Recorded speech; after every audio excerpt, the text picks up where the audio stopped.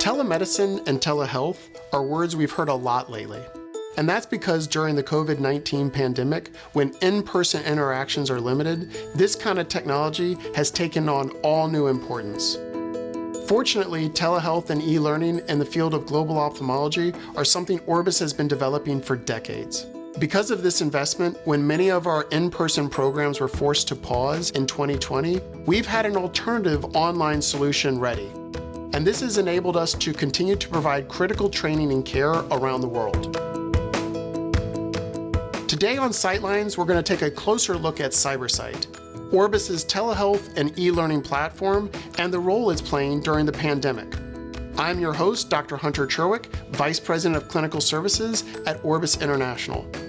The first thing to know about CyberSight is that if you want to, you can see it for yourself right now. Just go to cybersight.org.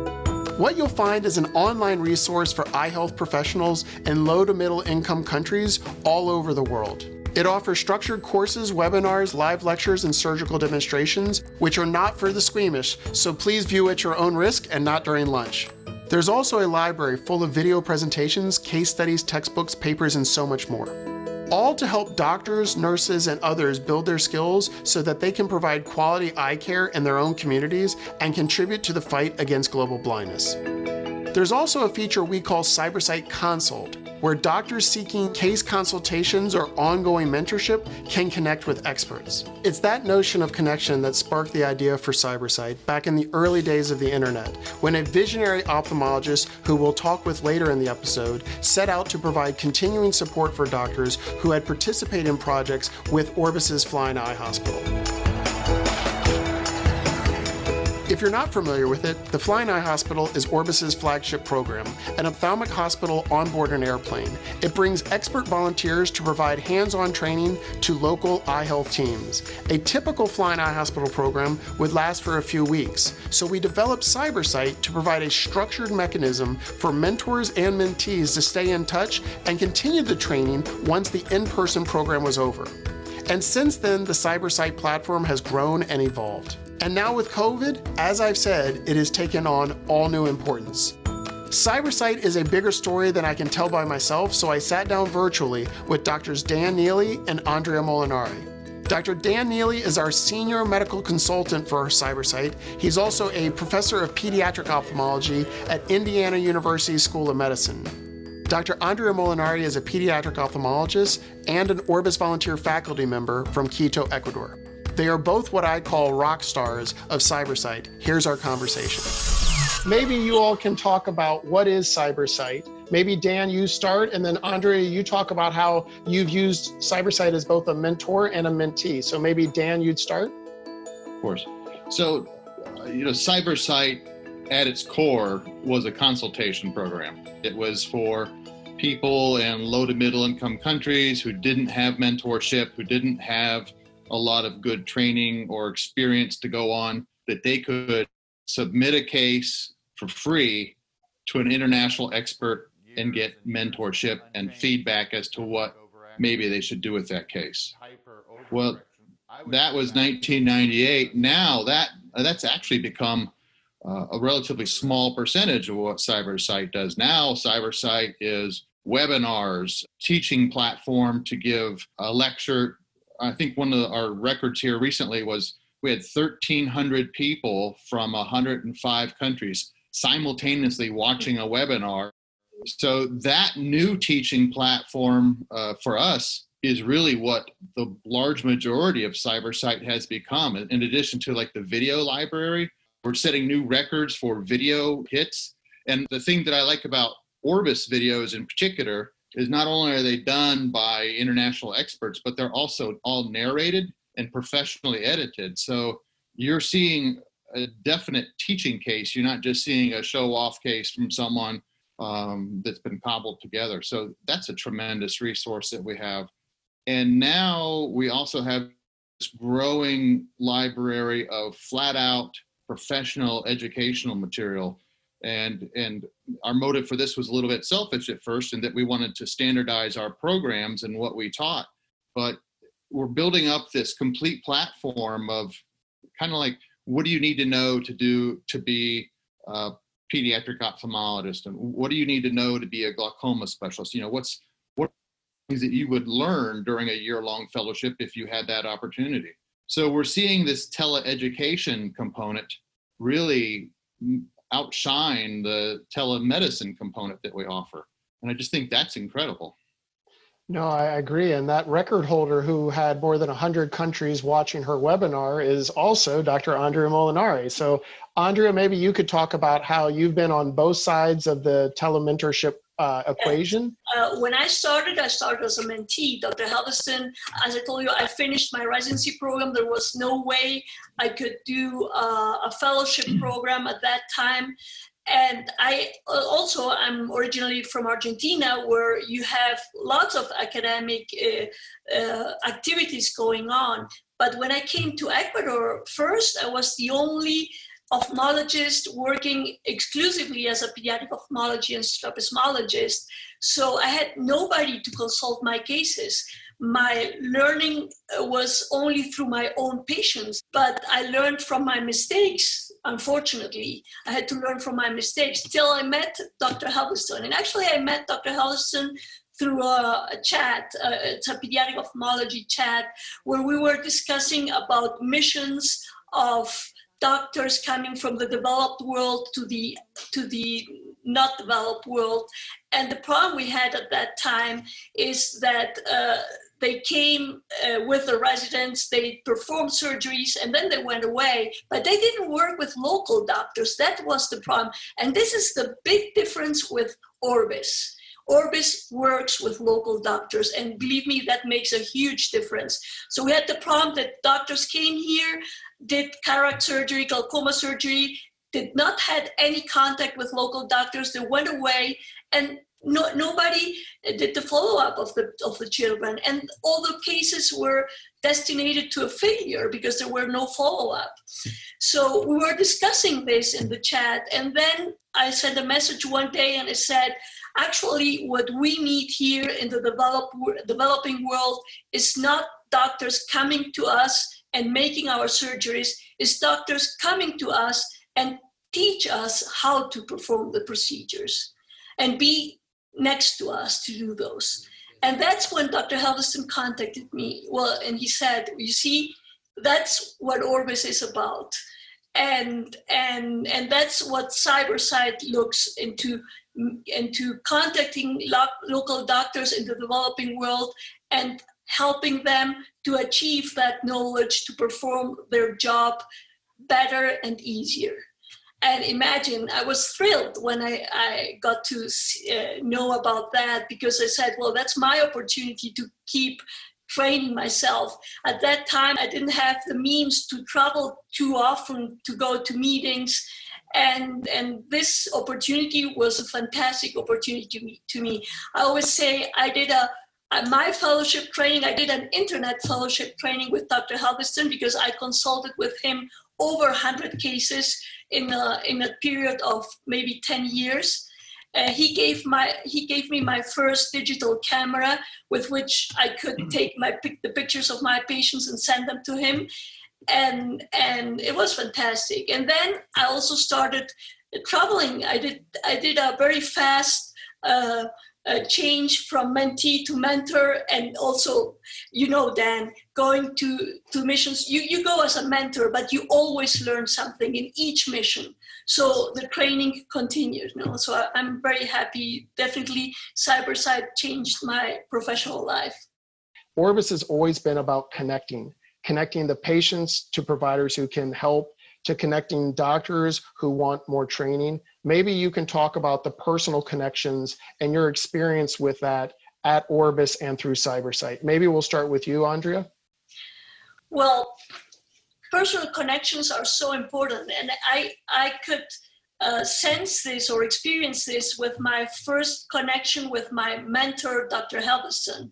As I told you, I was the only pediatric ophthalmologist and strabismologist in Ecuador at that time. And I felt so lonely because I didn't have anyone to consult my cases. And then suddenly somebody of the stature of Dr. Halverson, which I knew from meetings or from books, suddenly being concerned about my patients, my well-being towards these patients, was for me an incredible feeling, an incredible sensation. And this is, remembering about that, this is what I tried to do when I was a mentor myself, and making feel my mentees the way Dr. Halverson made me feel. Yeah, and I think you said something very important. You never feel alone when you know someone cares.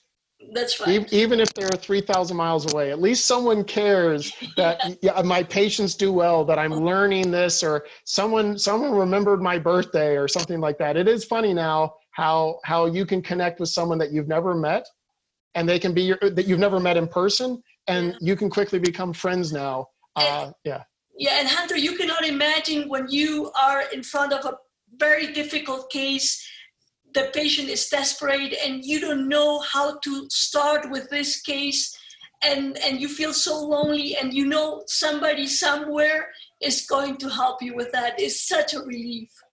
Dan, maybe you can talk about the importance of connections with Orbis and through CyberSight in your career. You know, when you go someplace and you see how busy these clinics are, whether it's in Siem Reap, Cambodia, and there are 100 patients being seen that day, and yet you'd think, well, they're just going to go into survival mode and get through everyone and go home and come back and do it again.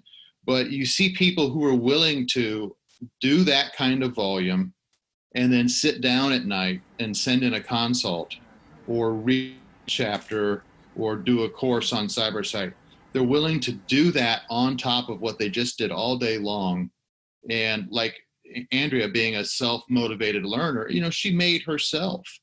She had that drive and she sought out CyberSight's assistance, but she really did it on her own. And when we identify people like that, how can you not want to support them? How can you not support someone who wants to help themselves? And when you see people do that, that gives a great sense of joy. One thing I definitely want our audience to know, because not everyone, you know, listening and watching today knows about the importance and how common blindness is in low to middle income countries, especially amongst children. Maybe, Andrea, you could start just with some of what you've seen in your career, the successes we've had in pediatric ophthalmology, but also where the field is going. Maybe you can just talk about your perspective on global blindness and pediatric ophthalmology. Well, childhood blindness is a really big burden for society. I know you know that childhood blindness is the second cause of blindness after cataract if you think about blindness years. So a child that gets blind will be blind for the next 70, maybe 80 years, even in the developing world right now, because the life expectancy is growing. So it's a big burden. And this is something sometimes difficult to make the governments understand, how important it is to prevent preventable childhood blindness. I was in charge of the Childhood Blindness Prevention Project here in Ecuador from 2003 until 2010. And we have seen a really significant improvement, especially regarding blindness due to ROP. ROP is retinopathy of prematurity, which is the first cause of childhood blindness in most countries here in Latin America. As you said, the disability adjusted life year, giving someone who's 3 sight for 50, 60, 70 years is an incredible amount of money saved and given back to society. Dan, maybe you can talk about your experiences, what you've seen in your career, and what diseases are growing, like Andrea said, with retinopathy of prematurity. Oh, hey, things are critical right now. I think the estimates are that blindness and severe visual impairment is set to triple between now and 2050. So 30 Correct. years, blindness is going to triple.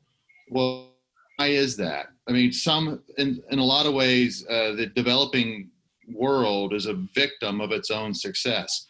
So if you're in a low to middle income country, you can improve some screening for congenital cataracts and things like that, more nutrition, but you also have the flip side of this as economies develop. You have now food is more available, so diabetes and diabetic blindness goes through the roof.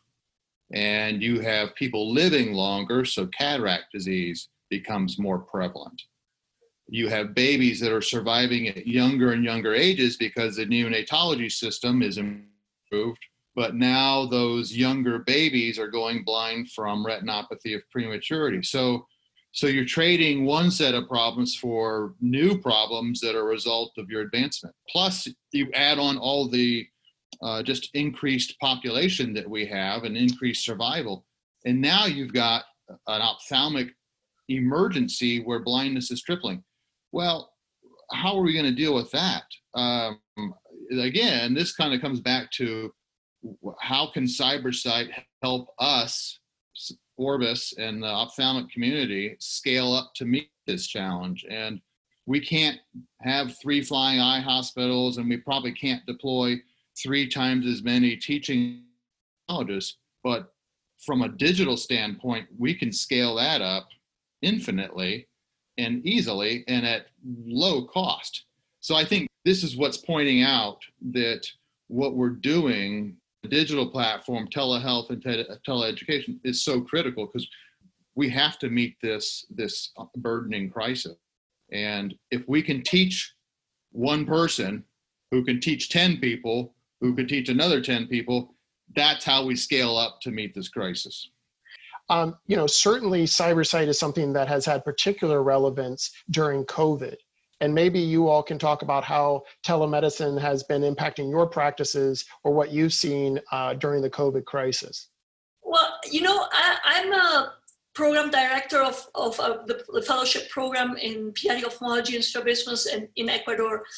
And I have been using it from the start. So all my fellows have to complete the online courses of CyberSight in order to get their diploma. And of course, we had to stop our program because first, the place where we see our patients closed its doors, and it will close till January.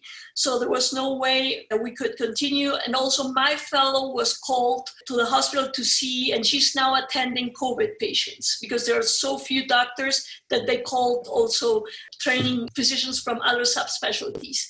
So we keep working academically through CyberSight, through teleconsultations. One of my fellows also is from another city, so she went back and she's consulting me, not exactly through CyberSight, but she's through telemedicine. She's sending me pictures of the patients and we keep working. So I think that this pandemic brought a stop for most academical activity that involved traveling to meeting, especially, and this is why webinars have become so popular. And you see webinars all over now. There are webinars every day, every hour. But the good thing about CyberSight is that CyberSight was doing that from many years ago. CyberSight didn't start this now. So the webinars from CyberSight, CyberSight has lots of experience organizing webinars. So that's why we have such a broad audience, because Orbis webinars are well known to be one of the best. Yeah, I think that's right. I think that this pandemic and the effect on institutions, including Orbis, because obviously Orbis couldn't send the airplane or send doctors into local hospitals, brought that to a crashing halt. But because we already had CyberSight up and running, it was an easy transition to continue our work. So it's like the country song, we were country before country was cool. And we've been doing this for years now. But definitely once the lockdown happens, then you see that everyone's at home, everyone wants educational material. And I think our registered users, January 1 of this year, we had about 16,000 registered users on CyberSight. 1st of July, we have double that, basically 28,000. And whereas before maybe our webinars would have 100 participants, then all of a sudden we're getting webinars like yours and others where it's well over 1,000, and the people are from all over the world. And the other thing, and also, just the number of video views, like I mentioned, and page views, all that stuff has just gone exponentially through the roof. But I think what's interesting, you mentioned the Zoom webinars, and yeah, we were doing that for a long time. And some people were comfortable with that and some weren't. But now, because everyone's been forced to use that kind of platform, I think that that's just going to make telemedicine here to stay. You know, telemedicine was a fringe player and teleeducation was a fringe player before all this happened. Now it's ingrained in what we do on a daily basis. And I think that's going to continue being a boon, not just for CyberSight, but for medical platforms everywhere. Dan, where would you like to see the telemedicine go? Where would you like to see CyberSight in 5 years? In 5 years, I would really like to see the remote surgical teaching be one of our mainstays. I would like to see that. And the other thing that has been a goal for me in the last 5 years that we haven't got there, that I want to see happen in the next 5 years, is that we have a regional same language approach. Like China, there are so many ophthalmologists in China that need mentorship, and yet our usership from China is so low because of the language barrier and maybe some other barriers. But if we could have regional Chinese mentors, or like in Andrea's case, a regional Ecuadorian mentor, you know, I think that just brings a whole new level to what we do. And if we can do that while maintaining the quality of teaching that we hold our standards to, then that's really how we're going to reach the rest of the world that we're not reaching.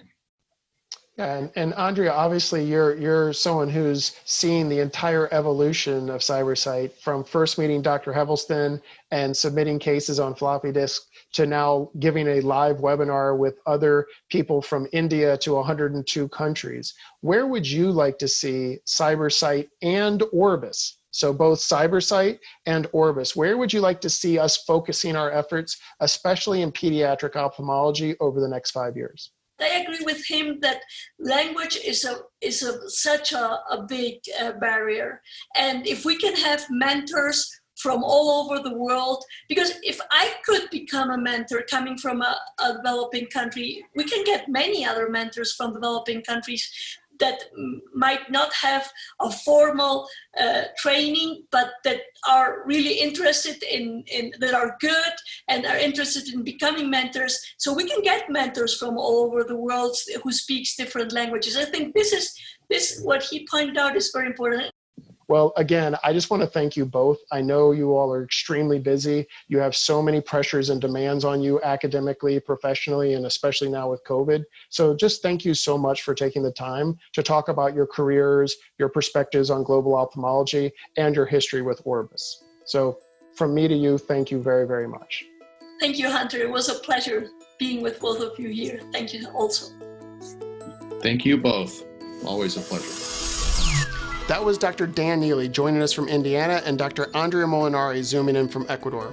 A name that came up a few times during our conversation was Dr. Gene Helveston, and that's because it would be impossible to talk about what CyberSight is and how we're using it right now without talking about the visionary who created it.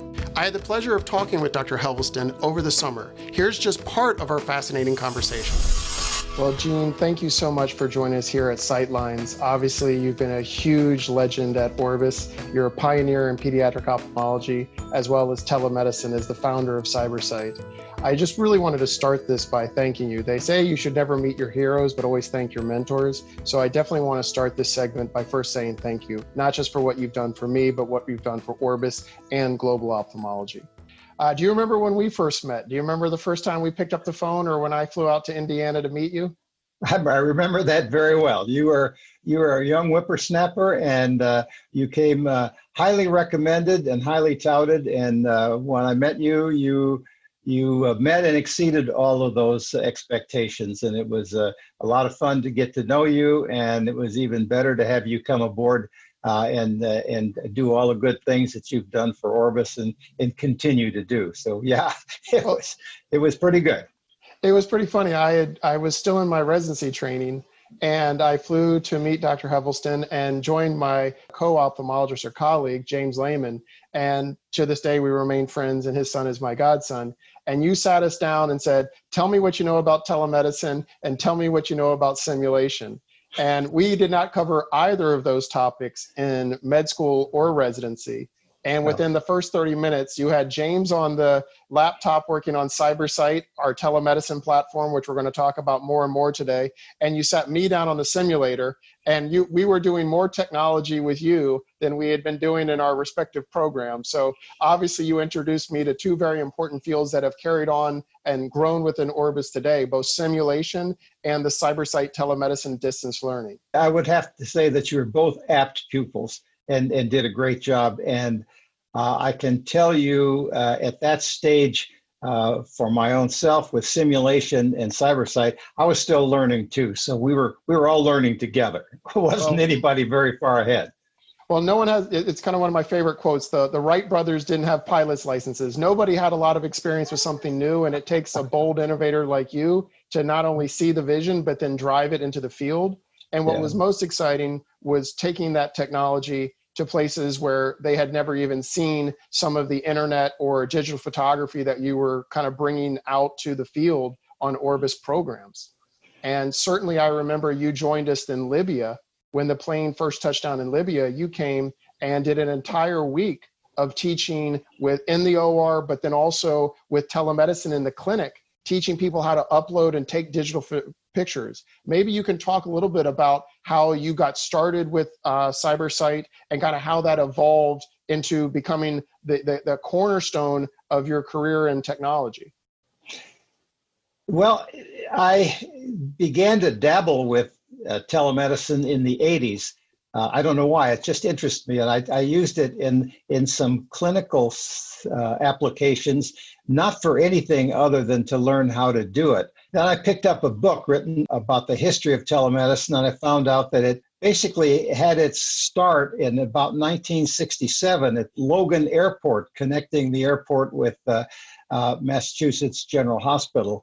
And it wasn't used very much at that time, but it was at the ready. And in Georgia, they had some statewide telemedicine system, mostly connecting institutions. And I thought this sounded pretty cool, and I tried it, mostly with real-time practicing and with some store and forward. But that stayed in the back of my mind until an Orbis program in 1998 in Havana, Cuba, one of the early hospital-based programs where you go by yourself. The airplane had been there, had gotten the people all excited and interested in the learning that Orbis could offer. But in 5 days there, I couldn't even scratch the surface. So the idea of telemedicine came back to the forefront, and then that was basically the start of CyberSight over the next approximately 6 months. Yeah, and it's really exciting when you go back and obviously look at how your career has evolved, where you were both a pioneer in pediatric ophthalmology and with global ophthalmology. Maybe for those who are not as familiar with global ophthalmology or visual impairment, maybe you can talk about your experience and why vision is so important to all patients, but especially pediatrics. People are born with the equipment for sight, but they have to learn how to see. The brain has to be able to receive the light rays, the in-focus light rays, identical from each eye except for the location located on either side of the face and brought together in a single unified image. And that starts with the child, the infant. And you obviously have been dealing with children and the importance of pediatric vision, where a child who cannot see, cannot learn, has difficulty getting jobs. There's all kinds of psychosocial issues associated with blindness or strabismus in children and how it affects their development. So, certainly your impact, not just here in the United States with the fellowships and the research and the books you've written, but how you used Orbis and CyberSight to connect the world and connect you and your experiences as a pioneer in pediatric ophthalmology to experts in all over the world who have gone on to become thought leaders and trainers and professors in their countries. Orbis has always been at the confluence of technology and training, where we can take the best technology, the best trainers, and really transform a physician, a child, or a family member's life, or a healthcare system. And, I think one of the things, I think you'd agree with me, ophthalmology has always seemed to concentrate the latest in innovation, whether it's lasers or imaging. I mean, just in the last 5 years, the FDA has approved the first gene therapy in all of medicine for ophthalmology and the first artificial intelligence in all of medicine in ophthalmology. So it just seems by its nature, ophthalmology is always pushing the envelope of what is possible. And Orbis and that Flying Eye Hospital is right at that edge, trying to make sure that those trainings and those technologies get to the places that need it most.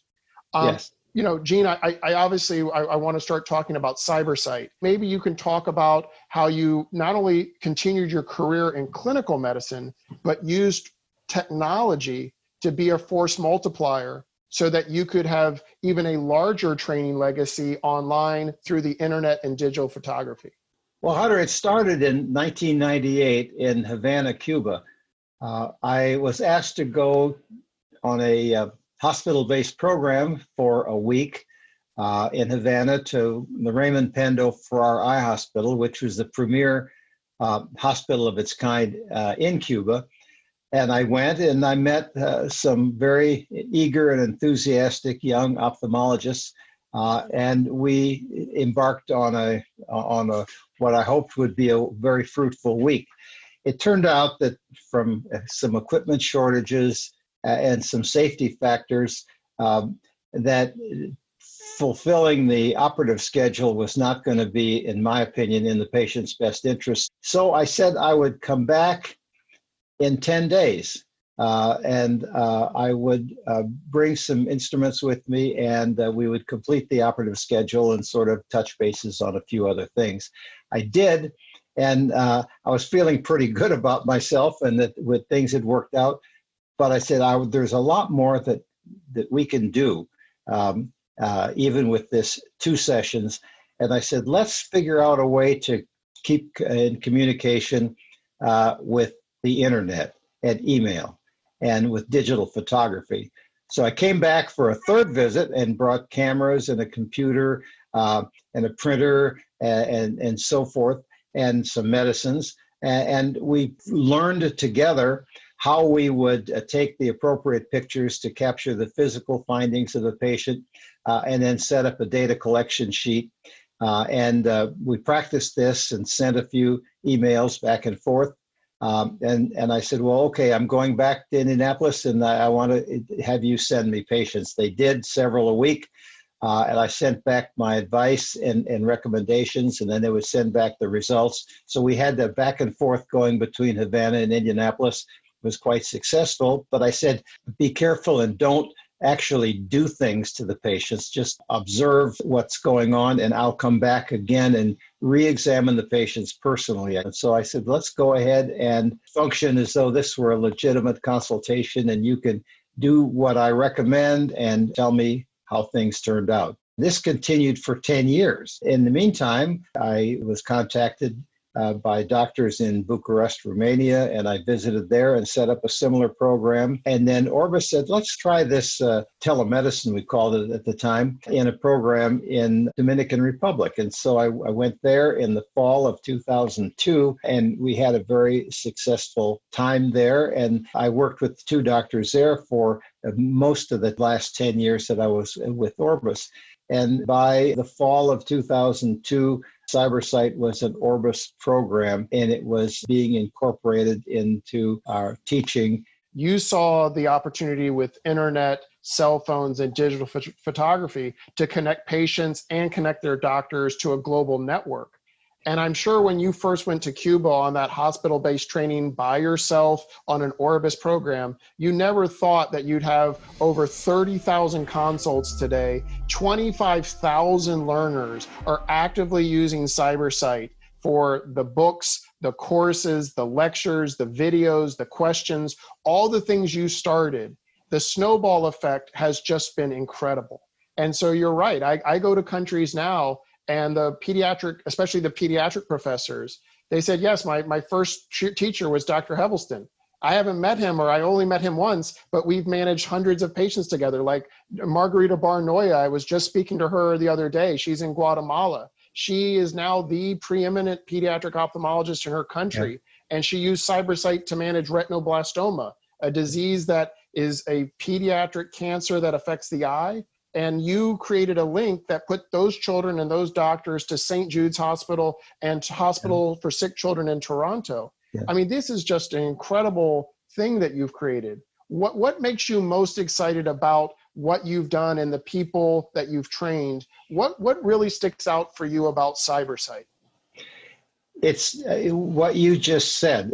First of all, CyberSight, talking about it as an entity, I feel like I'm just a sideshow to it, because it's the patients, the people who we're treating, the doctors, the Orbis volunteers who are in the multiple dozens, all of that. It's like an orchestra, with an orchestra that has the violins on the left and the cellos on the right, and all of the trumpets and all of the parts and the wind instruments. It's a whole family of accomplished people, and the only way it works is to have them all working together on the same page. And I sort of had a little bit of a role, maybe as a conductor's helper, or helping get the music sheets together and so forth, to kind of help put these people together and put them all on the same page to work. So, there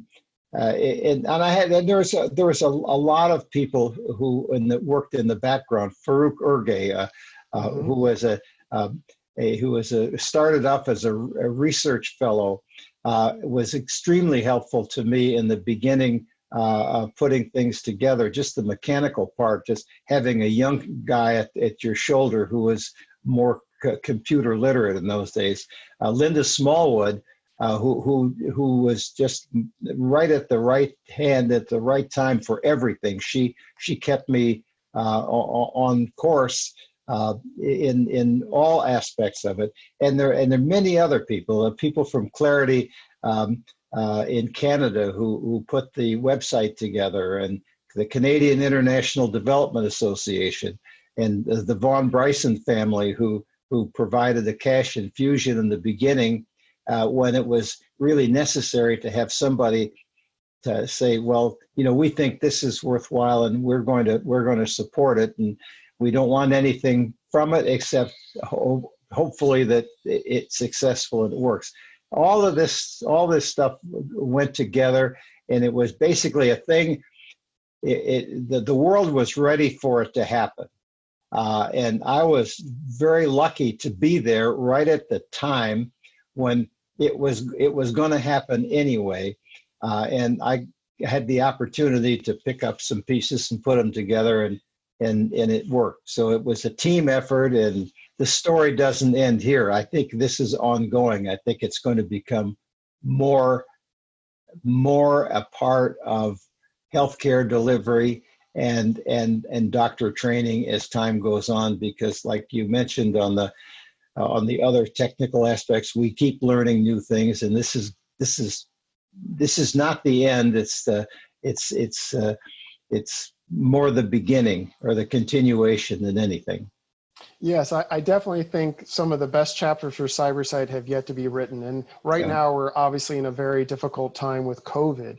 Right now, the Orbis plane is not flying for obvious reasons of the COVID pandemic. But what's been incredible since the pandemic started, CyberSight has grown 300%. Wow. And has become the resource where many doctors now can't go to conferences, they can't go to their hospitals, the residents can't go and operate. I think that COVID has really highlighted the value that CyberSight and telemedicine bring. What are your thoughts on the utility of CyberSight, especially now during the COVID crisis, not just for patient care, but for teaching and keeping the world and the ophthalmic community connected and driving innovation during COVID? It's key. It's the link that's going to keep us connected, and it's going to keep us involved. It's going to make sure that things don't get out of hand, that we don't get isolated in silos. And I think in teaching and communication and so forth, the COVID's just introduced us to possibilities. And we're going to use these possibilities in a positive way after we learned about it with a very negative thing that we'd like to wish away if we can. So no, this has been a crucial time, and people's ingenuity, initiative, and necessity has just upped the stakes and made it clear that the telemedicine and communication like this is really key to our lives, and it's going to be around and enhanced. Absolutely. And I think that's what's most exciting is obviously how Orbis is still continuing its mission through CyberSight today. For example, the plane was supposed to be in Africa right now with Zambia and Cameroon partners. Well, we've been doing, just this week, we've been doing training in Zambia, and we've been doing several weeks of training in Bolivia with nurses and engineers and ophthalmologists. All of this is through the CyberSight platform. So I can tell you that CyberSight has grown not just within the ophthalmic community of the world, but even within Orbis now, CyberSight has become the solution for many of the challenges that COVID has presented to us. I think what's incredible is how much innovation we have taken and brought under the roof of CyberSight. For example, artificial intelligence.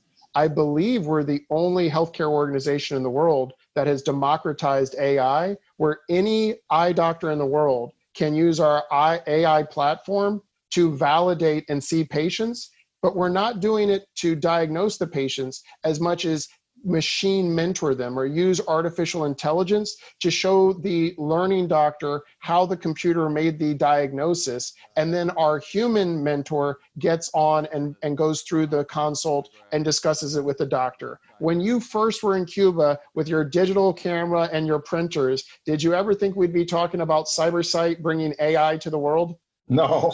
But on the other hand, I didn't think that David Payton could talk people into helping him make a flying eye hospital. But having said that, I do have a boundless enthusiasm and confidence that we're just going to get bigger and better and smarter, and that applies to Orbis. It's going to get bigger, better, smarter, and more effective. And it has done that steadily over the years, and it's just going in the right direction, and it's got a long way to go, and it's going to make it, I'm sure. You started all of this many years ago, and that was your vision that we still continue to take forward today. So thank you all for all that you've done for Orbis and our mission. Thank you. That was Dr. Eugene Helveston, Emeritus Professor of Ophthalmology at Indiana University School of Medicine and the founder of CyberSight. Thank you for joining me for Sightlines today. I hope you'll join us for the next episode and for the entire series. If you'd like to learn more about Orbis and the Flying Eye Hospital, please visit us at orbis.org. If you enjoyed this show, please subscribe to our YouTube channel to watch each episode and check out many other videos about our work around the globe. If you're listening to the podcast version of the show, please hit subscribe so you don't miss a future episode. And if you're listening in an Apple podcast, please consider rating or reviewing the show. It really does help others learn about us, about Orbis, and our sight-saving mission. Until next time.